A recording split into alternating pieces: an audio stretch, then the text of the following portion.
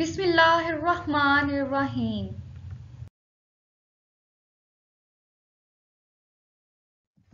Assalamu alaikum dear educarians. I hope you all are doing well and taking good care of yourself. From the Educators Online Support System, I am your science teacher and today I am here to deliver the final term lesson number 5 and today our topic is unit number 6. So the material required for this lesson is lead pencil, highlighter, ruler, blue pen, blue pointer, along with your science book, your science notebook, and also need a winter pack that has been provided by the educators. So dear students, the unit number 6, composition of matter, and in this chapter we will discuss today electronic configuration, valency and formation of ions, and also the law of constant composition.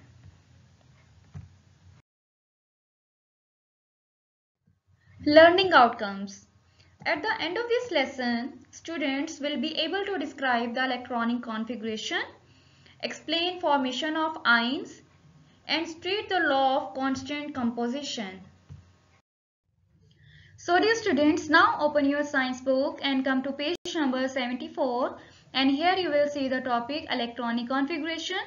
So firstly, all of you write down today's task, date and day on this page. Let's move to the topic electronic configuration. The electrons revolve around the nucleus in fixed path, shells or orbits. Atom के structure को बच्चों हम already discuss कर चुके हैं कि atom के जो सेंट्रल पार्ट होता है उसे हम न्यूक्लियस कहते हैं। जैसा कि आपको पिक्चर में भी दिखाई दे रहा होगा कि central part is the nucleus और न्यूक्लियस के अंदर कौन से दो पार्टिकल्स होते हैं, प्रोटॉन्स एंड न्यूट्रॉन्स। और इसकी सराउंडिंग पर आपको सर्कल्स नजर आ रहे होंगे, उन सर्कल्स को हम शेल या ऑर्बिट्स कहते हैं और इन ऑर्बिट्स के अंदर एक फिक्स्ड रेशो के साथ इलेक्ट्रॉन्स रिवॉल्व करते रहते हैं। So the distribution of electron in each shell is called electronic configuration. So electronic configuration क्या हुई कि इन शेल्स और ऑर्बिट्स के अंदर इलेक्ट्रॉन्स का एक स्पेसिफिक डिस्ट्रीब्यूशन जो है उसे हम इलेक्ट्रॉनिक कॉन्फिगरेशन कहते हैं। The shells are numbered as 1, 2, 3 and 4 and they are named as K, L, M, N. Means K is the first shell, L second, M third and N is the fourth shell. Electrons capacity of a shell can be calculated by formula 2n square और एक specific formula होता है 2n square जिसके through हम हर एक shell के अंदर उसके number of electrons specific find out कर सकते हैं। Where n is the shells number means के 2 multiply n is the shell number means कि अगर हम k शेल को फाइंड आउट करते हैं then k is the first shell, तो n के रिप्लेसमेंट पर आप 1 ऐड करें और 1 का स्क्वायर लें। 1 का स्क्वायर 1 ही होता है एंड देन 1 को 2 से मल्टीप्लाई करेंगे तो हम आंसर क्या आएगा 2। मीन्स के फर्स्ट शेल में 2 इलेक्ट्रॉन्स एग्जिस्ट कर सकते हैं। इसी तरह सेकेंड शेल के बाद दूसरा है जी L में होते हैं 8 इलेक्ट्रॉन्स, M में 18 इलेक्ट्रॉन्स आ सकते हैं और N शेल में 32 इलेक्ट्रॉन्स आ सकते हैं। ये इनकी स्पेसिफिक एक डिस्ट्रीब्यूशन है जिसके थ्रू इलेक्ट्रॉन्स इसके अंदर जो है रिवॉल्व कर सकते हैं। So dear students, on a page number 75 there is another topic which is electronic configuration.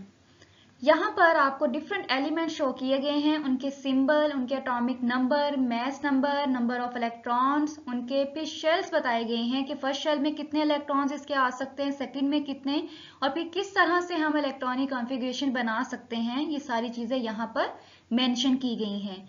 So first one is hydrogen. Hydrogen symbol is H, इसका atomic number and number of electrons also the same 1, और इसके first shell में कितने electrons आ सकते हैं 1, because कि अभी हमने इस चीज को डिस्कस किया कि फर्स्ट शेल में 2 इलेक्ट्रॉन्स एग्जिस्ट कर सकते हैं, बट क्योंकि हाइड्रोजन का नंबर ही 1 है तो इसलिए इसमें 1 इलेक्ट्रॉन एग्जिस्ट कर सकता है। मीन्स कि अगर फर्स्ट शेल में हमारी 2 इलेक्ट्रॉन्स कैपेसिटी है 2 की तो उसमें 1 आ सकते हैं लेकिन उसके 3 नहीं हो सकते हैं। मीन्स उसकी कैपेसिटी से कम इलेक्ट्रॉन्स उसमें एग्जिस्ट कर सकते हैं, लेकिन उसकी कैपेसिटी से अगर ज़्यादा इलेक्ट्रॉन्स हो जाते हैं तो फिर वो नेक्स्ट शेल में ट्रांसफर हो जाते हैं। Next one is helium. Helium symbol is He। इसके एटॉमिक नंबर और नंबर ऑफ इलेक्ट्रॉन्स 2 होते हैं और इसके फर्स्ट शेल में भी 2 इलेक्ट्रॉन्स एग्जिस्ट कर सकते हैं। Next is lithium. Lithium symbol is Li। इसका एटॉमिक नंबर और नंबर ऑफ इलेक्ट्रॉन्स हैं 3। अब यहाँ पे देखें आप 3 इलेक्ट्रॉन्स हैं, तो अब हम इसको किस तरह से हम इसमें एडजस्ट कर सकते हैं। अब 3 में से हमें पता है कि फर्स्ट शेल में 2 इलेक्ट्रॉन्स एग्जिस्ट कर सकते हैं, तो 3 में से 2 इलेक्ट्रॉन्स जो हैं वो हम फर्स्ट शेल में एग्जिस्ट कर देंगे, एंड देन जो 1 होगा वो नेक्स्ट शेल K के बाद सेकेंड शेल इज L, वो L में एडजस्ट हो जाएगा। इसी तरह beryllium Be symbol, boron B, carbon C, nitrogen N, oxygen O, fluorine F and neon Ne। बिल्कुल इसी तरह से जिस तरह से हमने 3-4 एलिमेंट्स के इलेक्ट्रॉनिक कॉन्फ़िगरेशन को डिस्कस किया है, इसी तरह से आप बाकी एलिमेंट्स को भी इसके साथ साथ इनके नंबर ऑफ एटॉमिक नंबर के साथ आप एडजस्ट कर सकते हैं। एक दफ़ा दोबारा से हम इसको गो थ्रू कर लेते हैं कि फर्स्ट शेल में 2 इलेक्ट्रॉन्स आ सकते हैं, सेकेंड शेल में 8 इलेक्ट्रॉन्स, थर्ड में 18 एंड फोर्थ में 32। मीन्स इनकी कैपेसिटी से कम इलेक्ट्रॉन्स इसमें एडजस्ट कर सकते हैं, बस इससे ज्यादा नहीं कर सकते, फिर वो नेक्स्ट शेल में डिलीवर हो जाते हैं। Okay, now students open your page number 76 and here the topic is valency. What is valency? Scientists sometimes call the valency the combining power of an element। कि साइंटिस्ट जो हैं वो sometime valency को consider करते हैं कि valency is a combining power, कि ये इसमें कंबाइन करने की एक पावर होती है किसी भी एलिमेंट के साथ, तो उसे वैलेंसी कहा जाता है। But in a scientific term the valency of an element is the number of electrons its atom lose gain or share to form a compound. Means valency किसी भी एलिमेंट की जो वैलेंसी है वो उसके नंबर ऑफ इलेक्ट्रॉन्स पर exist करती है। मीन्स कि कितने नंबर ऑफ इलेक्ट्रॉन्स उस एटम ने लूज किए हैं, कितने गेन किए हैं और कितनी वो शेयरिंग कर सकता है किसी दूसरे एलिमेंट्स के साथ। तो इस टेंडेंसी को हम उस एटम की वैलेंसी कहते हैं।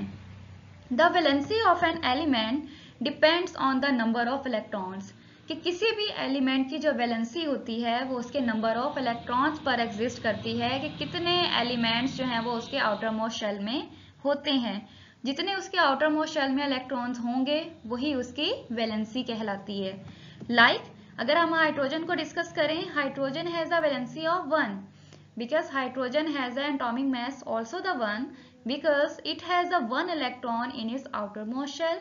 क्योंकि हाइड्रोजन में नंबर ऑफ इलेक्ट्रॉन 1 ही होते हैं, तो इसलिए उसके आउटर मोस्ट शेल में भी 1 ही इलेक्ट्रॉन एग्जिस्ट कर सकता है। इसी तरह से अगर हम कैल्शियम को डिस्कस करें, calcium has a valency of 2, कि कैल्शियम की वैलेंसी 2 होती है।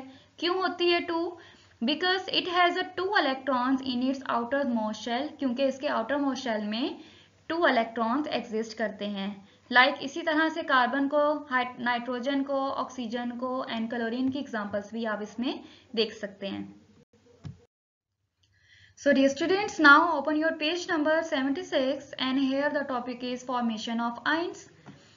The atoms of some elements can obtain full shells by losing or gaining electrons when they react with other atoms. Means कि किसी भी एटम के जो एलिमेंट्स हैं उनके शेल उस टाइम पर फुल होते हैं कि जब वो किसी दूसरे एटम के साथ रिएक्ट करके इलेक्ट्रॉन्स को या तो लूज करते हैं या इलेक्ट्रॉन गेन करते हैं। तो बच्चों ये 2 तरह की सिचुएशंस हो सकती हैं कि अगर एटम या तो इलेक्ट्रॉन्स अपने लूज कर सकता है या इलेक्ट्रॉन गेन कर सकता है, ताकि उसका जो आउटर मोस्ट शेल है वो स्टेबल फॉर्म में हो जाए। तो इस तरह की सिचुएशंस में the ions are of 2 types. तो आयंस को 2 टाइप्स में डिवाइड किया गया है, केटाइंस एंड एनाइंस। तो सबसे पहले हम केटाइन को डिस्कस करते हैं कि केटाइंस क्या होते हैं। These are formed when an atom loses electron। अब देखें कि मैंने आपसे अभी डिस्कस किया कि 2 तरह की सिचुएशन हो सकती हैं, कि या तो इलेक्ट्रॉन लूज करता है कोई भी एटम या इलेक्ट्रॉन गेन करता है। तो वो सिचुएशन कि जब इलेक्ट्रॉन जो है वो लूज हो रहे हैं तो उस सिचुएशन पर कैटाइन जो है वो फॉर्म्ड होता है, वो बनता है। And the number of protons will be more than the number of electrons and it has a positive charge. तो उस टाइम पर हम कह सकते हैं कि जब एक एटम अपने इलेक्ट्रॉन लूज करता है तो उसके ऊपर पॉजिटिव चार्ज हो जाता है, उसे हम कैटाइन कहते हैं।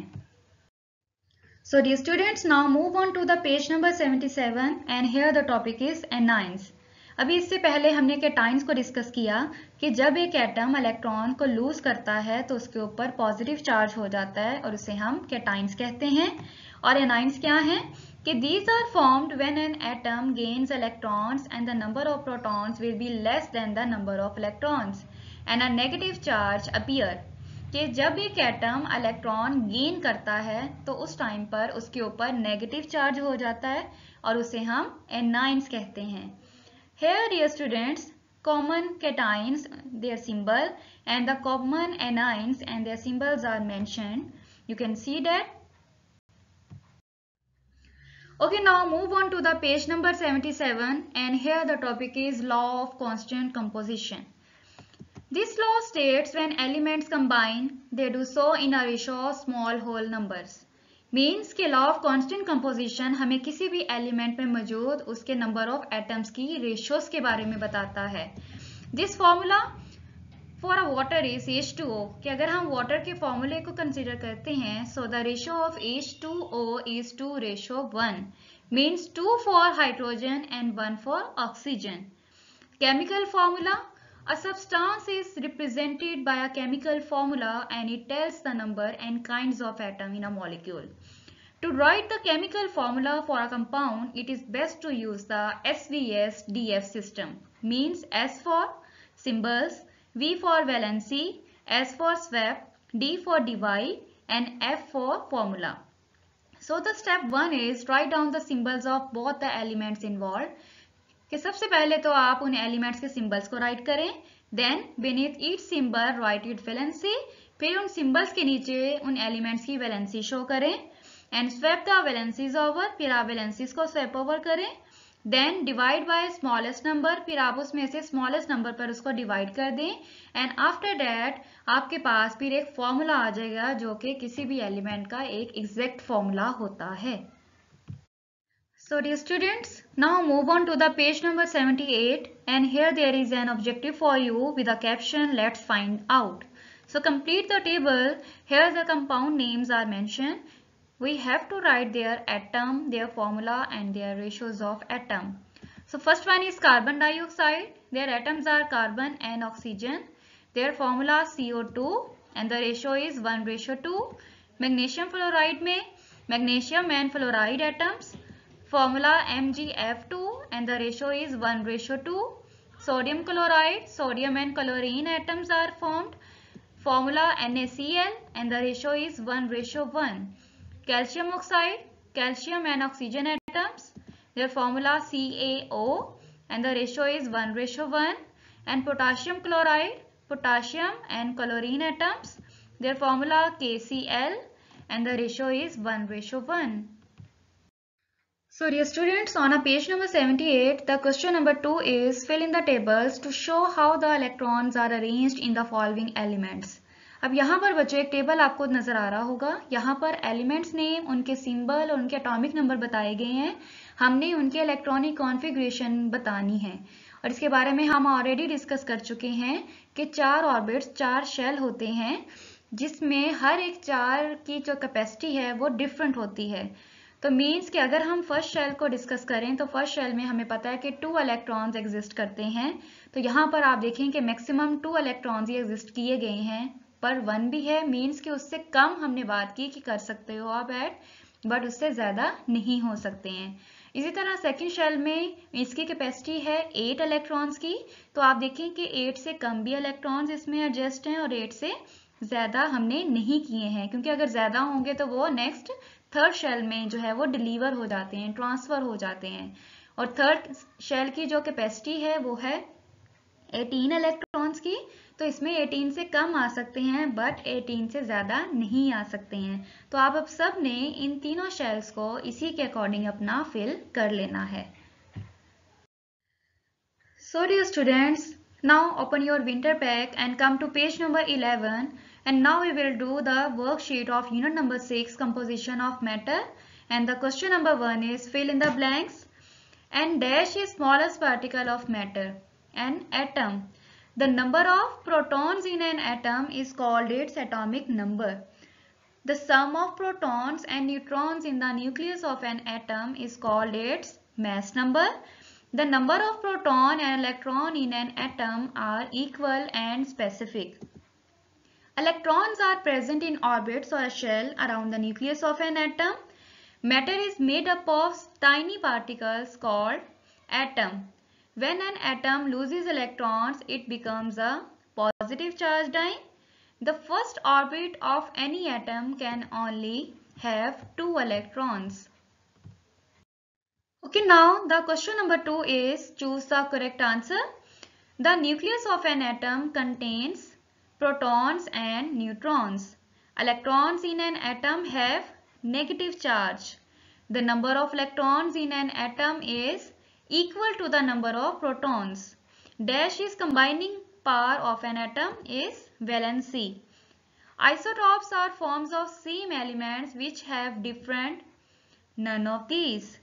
We can find out the formula of a compound by the number of atoms and their ratios. So dear students, open your winter pack and come to page number 9, and now we will do the question number 6, 7 and 8 of composition of matter. So the question number 6 is write the valency of following elements. अब यहाँ पे different elements दिए गए हैं, हमने उनकी valencies बतानी है कि 1 होती है, 2 होती है, 3 होती है या 4 होती है. So hydrogen, sodium and chlorine have a valency 1. Calcium, oxygen and magnesium have a valency 2. Aluminium, nitrogen and boron have a valency 3. And carbon and silicon have a valency 4. Now the question number 7 is how many types of ions are there? कितने ions होते हैं? The ions are of 2 types, cations and anions. And the last question is what is a chemical formula? A substance is represented by a chemical formula. कि किसी भी substance को हम उसके chemical formula के साथ represent करते हैं. And it tells the number and kinds of atom in a molecule. और ये molecule के number of atoms और उनकी kinds के बारे में हमें बताते हैं. So dear students, now it's time for your notebook work. So get ready for your today's task. So dear student, firstly write today's task, date and day on this page. Then write the topic. Topic is unit number 6, composition of matter. Then write the caption, internal question answers from page number 71 till 77. And here the question number 6 is write the valency of following elements. After that, write its answer in a table form. Okay, then write the question number 7. How many types of ions are there? Then write the answer. Then write the last question, question number 8. What is the chemical formula? After that, write the answer. So dear students, you all will be write down these question answers on your science notebook with neat handwriting. So dear students, you all know that we have completed the reading, the notebook work and also do the worksheet of unit number 6.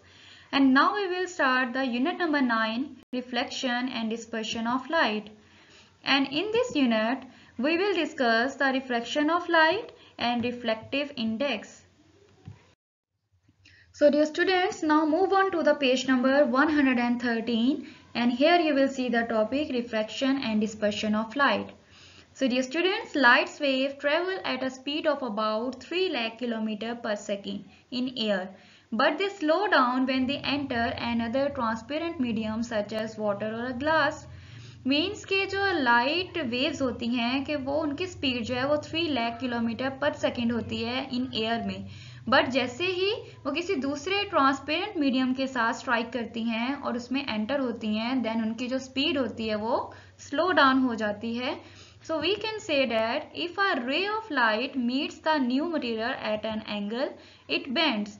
कि जब light की raise किसी new medium पर के साथ मिलती हैं और उस पर स्ट्राइक होती हैं तो देन वो बेंड कर जाती है, जैसे आपको यहाँ डायग्राम में भी शो हो रहा होगा कि जैसे ही वो ग्लास पर स्ट्राइक की है राइट रेज, तो देन वो रिफ्लेक्ट कर गई हैं, वो बेंड हो गई हैं, and this bending of light is called reflection. इस बेंडिंग ऑफ लाइट को हम रिफ्लेक्शन कहते हैं। तो जो पहली रेज जो स्टार्टिंग में उस सरफेस के साथ स्ट्राइक कर रही है उसे हम इंसिडेंस रे कहते हैं, और जिस सरफेस के साथ वो टच करती है उसे हम उसका ट्रांसपेरेंट मीडियम कहा जाता है। वो ग्लास भी हो सकता है, वो वाटर भी हो सकता है, और फिर जब वो अपना एंगल चेंज कर लेती है तो उस टाइम पर जो रेज होती हैं वो emerge parallel to the incidence ray, वो इंसिडेंस रे के बिल्कुल पैरेलल हो जाती हैं। Okay, now students, open your page number 114 and here the topic is reflective index. We all know that refraction occur. ये हमने अभी डिस्कस किया कि रिफ्लेक्शन कब होती है, कि तब होती है when light change speed, जब लाइट जो है वो अपनी स्पीड को चेंज कर लेती है। The greater the change of a speed, अगर स्पीड की चेंजिंग ग्रेटर होती है तो then the greater the change of the direction, तो उसी स्पीड के साथ उसकी डायरेक्शन भी चेंज होती है। So we can say that the ratio of the speed of a light in a vacuum to the speed of a light in the material is called the reflective index of a material. उसे हम उसका reflective index कहते हैं। Different media have a different reflective indexes. The greater the reflective index of a substance, the smaller will be its angle R, which means it bends more. So the formula is reflective index is equal to speed of a light in vacuum over speed of a light in material. Okay, now open your winter pack and come to page number 9, and now we will do the short question answers of unit number 9, reflection and dispersion of light. So the question number 1 is define reflection. The bending of a ray of light when it strikes a new material boundary at an angle is called reflection. Means कि जब light की race किसी भी boundary के साथ touch करने के बाद अपनी रेस को बेंड कर जाएं तो उस बेंडिंग रे को हम रिफ्लेक्शन कहते हैं। Question number 2 is write the laws of reflection. So the law 1 is the incident ray, the reflected ray and the normal at the boundary of two transparent media at a point of incidence all lie in the same plane. And the law 2 is the ratio of the angle of incidence and the angle of refraction is constant for a color of light and a given medium. This ratio is known as reflective index. Now the question number 3 is what is reflective index? The ratio of the speed of light in a vacuum to the speed of light in the material. Means कि अभी हमने discuss किया कि अगर vacuum की जो speed of light है उसको हम डिवाइड कर दें मटेरियल की स्पीड ऑफ लाइट पर तो उसे हम उसका रिफ्लेक्टिव इंडेक्स कहते हैं। And their formula is reflective index is equal to speed of light in vacuum over speed of light in material. Now the question number 4 is what is total internal reflection? When light rays striking the boundary of a transparent medium are reflected inside the denser medium. This is called total internal reflection. So dear students, now open your science notebook and write today's task, date and day on this page. Then write the topic, unit number 9, reflection and dispersion of light. Then write the caption, short question answers. After that, write the question number 1, and the question number 1 is define reflection. After that, write it answer. Then write the question number 2, write the laws of reflection. Then write the answer. Now write the question number 3, what is reflective index? Then write the answer.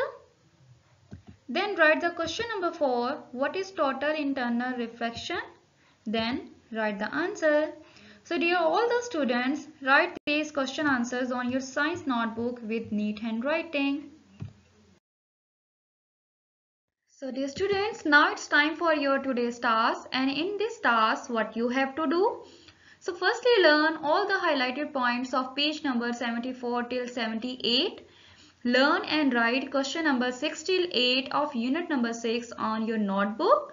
Do worksheet of unit number 6 and also learn highlighted points of page number 113 till 114 and then learn and write question number 1 till 4 of unit number 9 on your notebook. So dear students, I hope today's lesson was helpful for you and you all have understood all the points carefully. So take care of yourself. See you soon inshallah. Till then, Allah Hafiz.